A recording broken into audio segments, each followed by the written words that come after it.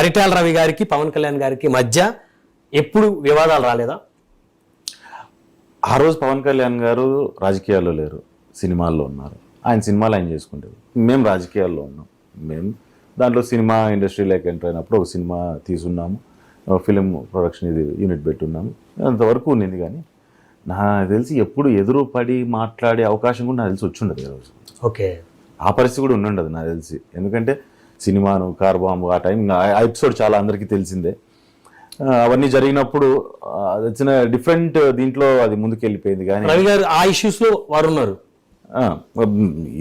మా తల్లో మాది ఏముందో మా తల్లో మాకు నడుస్తూ ఉంటుంది. ఎందుకంటే పొలిటికల్గా ఉన్నారు, అట్ ద సేమ్ టైం దీంట్లో వచ్చినప్పుడు అంత పెద్ద ఇన్సిడెంట్ జరగడము, అంతమంది మనుషుల్ని పోగొట్టుకోవడం, మేము ఇవన్నీ ఏంటంటే మాకు కావాల్సినంత తలనొప్పి అక్కడే ఉంది. వెళ్ళి సినిమా ఇండస్ట్రీలో అందరితో గొడవలు పెట్టుకోవాల్సినంత అవసరము లేదు. ఆ తలనొప్పి అంతకంటే అటెన్షన్ అంతకంటే అవసరం కూడా లేదు ఆ రోజు పరిస్థితుల్లో అనిపిస్తుంది. మరి అసలు ఎలా ఆ రూమర్ని ఎవరు స్ప్రెడ్ చేశారు? పరిటాల రవి గారికి పవన్ కళ్యాణ్ గారికి గొడవ జరిగిందనే రూమర్ని ఎవరు స్ప్రెడ్ చేశారు అసలు? ఎప్పుడు మీరు ప్రెస్ స్టేట్మెంట్ కానీ ఖండించినటువంటి సందర్భం కానీ ఎక్కడ కనపడలేదు? అవసరం రాలేదండి, బేసిక్గా అవసరం రాలేదు. జనరల్ రూమర్స్ ఊరికే ఆడేయడం, మాట్లాడుకుంటూ వెళ్ళడమే. కానీ ఏ రోజు ఆయన దాన్ని ఆ రకంగా పాపము ఏ రోజు ఎప్పుడైనా మేము మాట్లాడినా కనీసం ఆయనలో